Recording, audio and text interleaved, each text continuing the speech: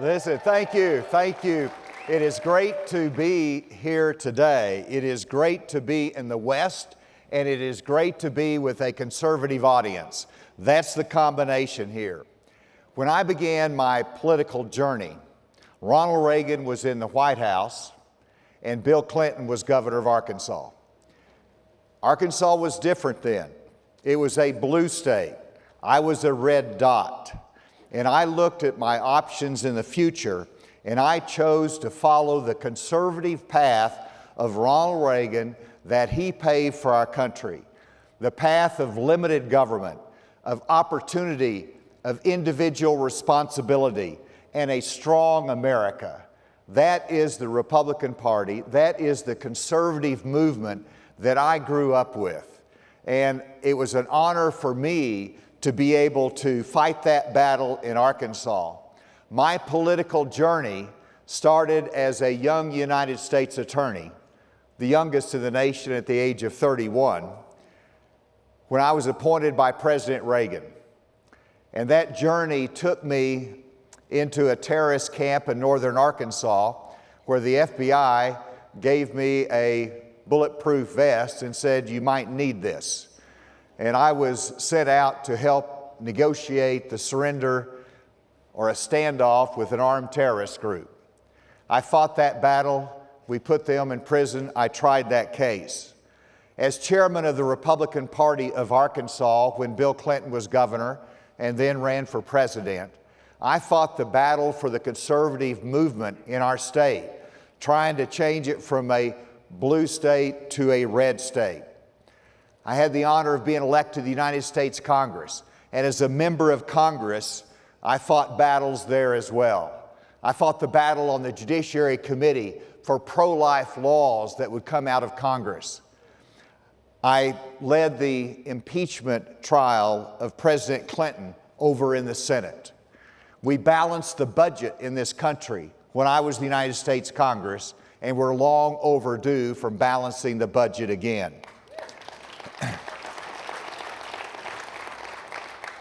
President Bush asked me to leave Congress, join his administration as head of the DEA. And I understood the challenge that families face with methamphetamine, with drug abuse in our cities. And I led that agency. But I got there 1 month before the 9/11 attack occurred. And when that happened, President Bush asked me to go over and help set up the new Department of Homeland Security, the largest government reorganization since the Pentagon was created. It was my responsibility to protect our border. I had responsibility for it, and I'll tell you, we didn't get it perfect in the Bush administration. But I'll also tell you, it looks perfect compared to what we have today. I also had responsibility to protect our transportation systems from a terrorist attack. And people ask me, how can you sleep at night knowing that you could be held responsible for a terrorist incident on U.S. soil? And my answer is simply that I have faith in a providential God that looks over the affairs of man. And that faith carries me in public service. It carries me in my private life. I also knew that the men and women in the military were overseas taking the fight to the enemy, and that keeps us safe as well. And so I've been in the hot seat. I've been in positions of authority during times of crisis in our country. I've seen the threats that the cartel brings. I actually went down, met with President Vicente Fox, President of Mexico at that time, developed cooperation where we could actually go after the cartels and dismantle the Tijuana cartel at that time. And so I understand the threats of America. I understand the challenges that we faced.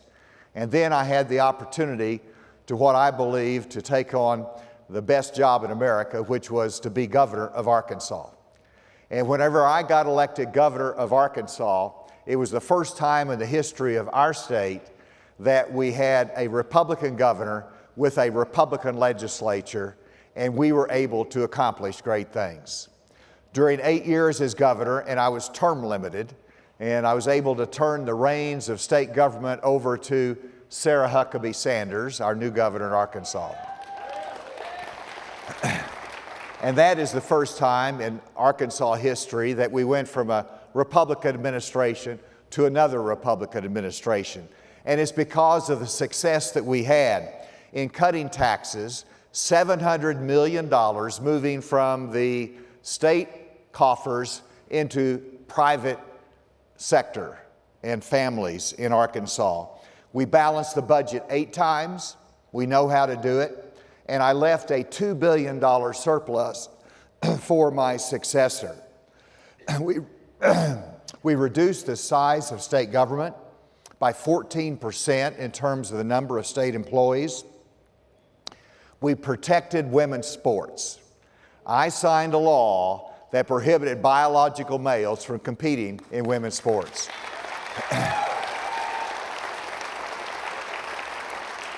Not complicated, common sense, right thing to do. I signed over 30 pro-life laws that came to my desk that now lets Arkansas be considered the #1 pro-life state in the nation. And guess what? I had to manage through a pandemic. And there were 2 decisions that I made during that pandemic that I believe support the cause of freedom and support the cause of families and businesses. And the first one was we had enormous pressure nationally to shelter in place, to declare this business essential business and this business a non-essential business. And I went on national television and said, I'm not doing that. Every business that provides a job for a family is an essential business. And we're not closing them down. The second decision I made was to keep our schools open. Now, I'll confess that in March of 2020, no parent wanted to send their kids to school and everybody went virtual. When I saw the impact on our students and their progress in life, I said, we have got to return for in-classroom instruction. And so at that time, of course, the cases went up nationally.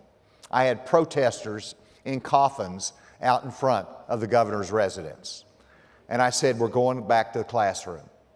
And because we did, and I resisted the pressure, Arkansas was ranked #2 in the nation in terms of days of in-classroom instruction during the pandemic.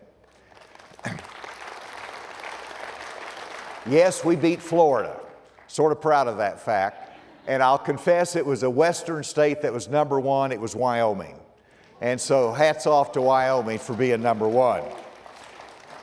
But I chose to choose the path of freedom, the path of common sense, and understanding that government mandates can't solve every problem in life.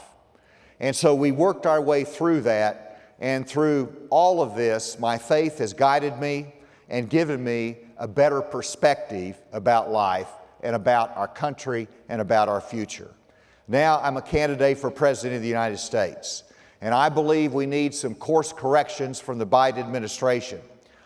We need to have a pro-growth energy policy that is not all green, that believes in producing energy, that gives us the independence that we need as a country. We do not need the President of the United States going to Saudi Arabia and saying, please, can you produce more oil? Or Venezuela and saying, can you produce more oil? Let's produce. Let's make sure we get it from all of our sources so we can be independent and we can support our allies as well. We need to have a course correction when it comes to border security. I understand what needs to be done because I had that responsibility. And we need to make sure that the Border Patrol has the support that they need. We need to build the infrastructure to protect that border in a physical way as well as a technology way. We need to make sure that we reform our asylum processing so that somebody doesn't come in, make their case to come in the United States of America, and we defer them for a court proceeding down the road for a year or 2 years, and they're released into our country. We've got to process these decisions more quickly, more fairly, more honestly to protect the sovereignty of the United States of America. And yes, we have to go after the cartel. The cartel, which we took on when I was head of the DEA, has resurrected itself, has expanded itself, and the current governor, president of Mexico, President Obrador, has given them a green light. We've got to pressure Mexico to say, we are going to respect the rule of law, and we're going to go after the cartel in partnership with the United States. And so we have to control our borders and have a legal flow of immigration into our country. We've got to stop the out-of-control spending that's coming out of Washington, D.C. That is the root cause. It is the root cause of inflation. It is the root cause of our higher interest rates that the Fed is imposing, and we have got to get our economy back on track. It is the number one issue in the 2024 campaign, how we're going to restore our economy, how we're going to control spending, inflation, and make sure our interest rates are not hurting the American families. And yes, I also believe that we have to support our allies and be loyal partners with them. Whenever you look at our disastrous withdrawal from Afghanistan, we showed weakness as a country. We were not loyal to our allies. We did not create a trust relationship with them as the United States of America should always have. And the result of that was that Russia goes into Ukraine, China gets aggressive toward Taiwan. America needs to be strong. We need to lead. We cannot let China assume a leadership world as a position as a superpower. We've got to cut our ties from the supply chain of China when it comes to our medical supplies, when it comes to our military parts and our sensitive industries. We've got to make sure that we are prepared to support Taiwan and continue our support of Ukraine. And yes, I think also that we need to keep the government out of our business and our schools.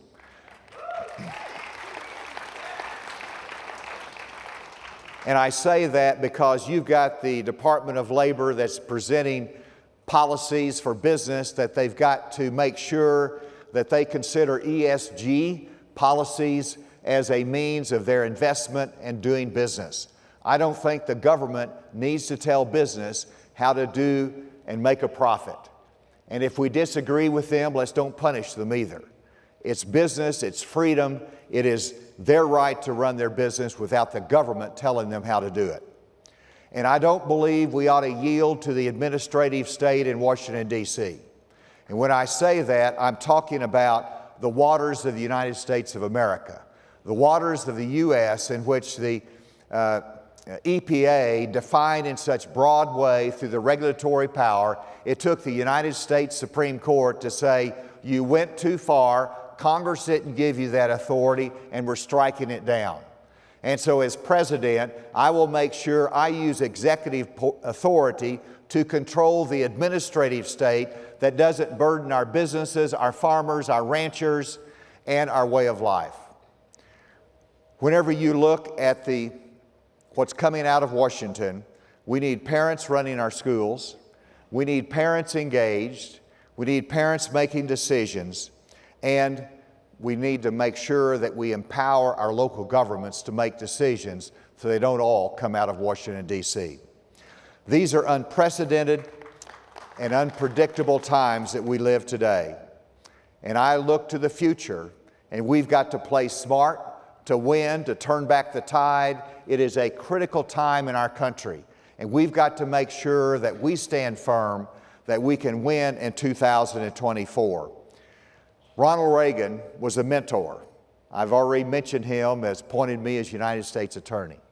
I watched him closely, and yes, I'm a Ronald Reagan conservative. And there's three characteristics of Ronald Reagan that I will leave with you. First of all, he was a consistent conservative, win or lose. In 1976, he lost the election. He was the same man when the nation turned to him in 1980. He was a consistent conservative. I hope that my work as governor, as member of Congress in the administration, demonstrates that same consistent conservatism. Secondly, when he got elected, he had a Democrat Congress. Tip O'Neill was the Speaker of the House. And he said, I've got to get my economic package through. And he became pragmatic to work across the aisle to get things done for our country. And then the final characteristic of Ronald Reagan is that he was an optimist about America's future. You couldn't get him down. He believed in the American spirit, our national character, our freedoms, and that we are truly the lighthouse of freedom for the world. We need to have that optimism today for America. Our future is bright. The conservative philosophy is right for our country.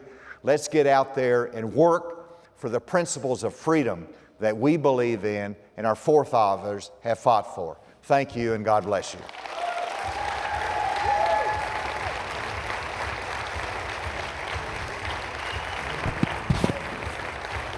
Asa2024.com. Thank you all.